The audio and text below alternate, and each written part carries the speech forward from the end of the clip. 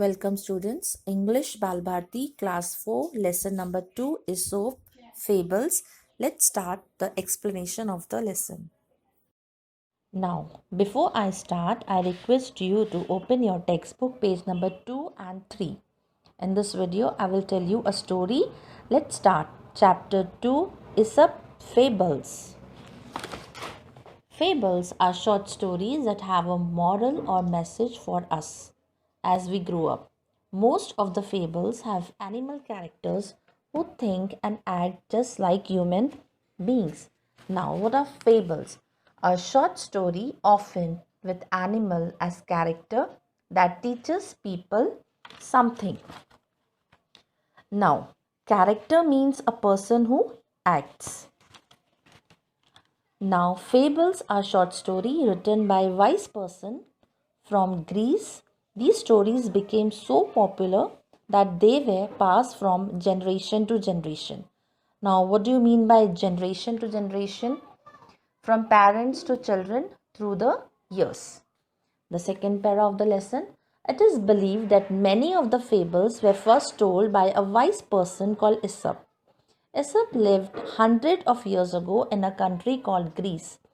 His stories became so popular that people passed them on from generation to generation. Many proverbs and sayings that we use today are based on these fables. Here are two well-known fables. Now the first story is The Stag at the Pool. One day a beautiful stag came to a pool of clear water. As he bent down to drink, he saw his own reflection in the water. He was delighted with what he saw. Instead of drinking water, he kept looking at his own reflection. Now, reflection means the image of something in a mirror or water. Now, by looking at his own image, he was so happy and he was admiring the antlers. Antlers, horns that grow on the head of a male deer, that is stag. How handsome I look, he said to himself. How beautiful are these curving antlers. How they add to my beauty. How graceful they look. Then he moved nearer and saw his leg reflected in the pool. He was quite disgusted. Look at my legs. Oof, they are so ugly, all spindly with small feet. How I wish that nature had given me legs worthy of my stately antlers. Afterwards, he moved more further in the water and he saw his legs. He found them ugly and spindly. Spindly means very long and thin.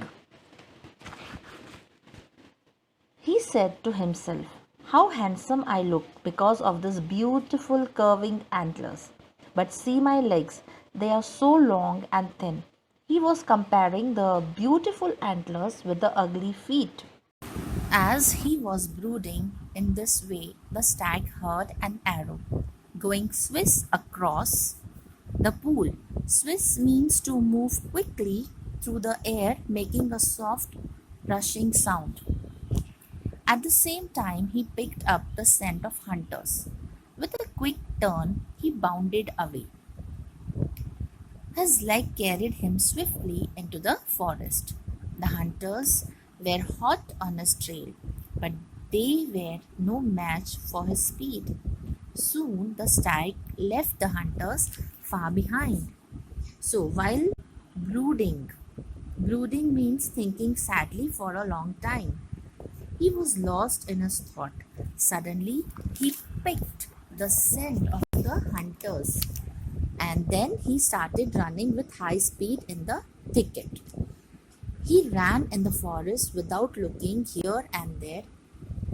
Hot on his trail. Hot on his trail means very close to him, about to catch him.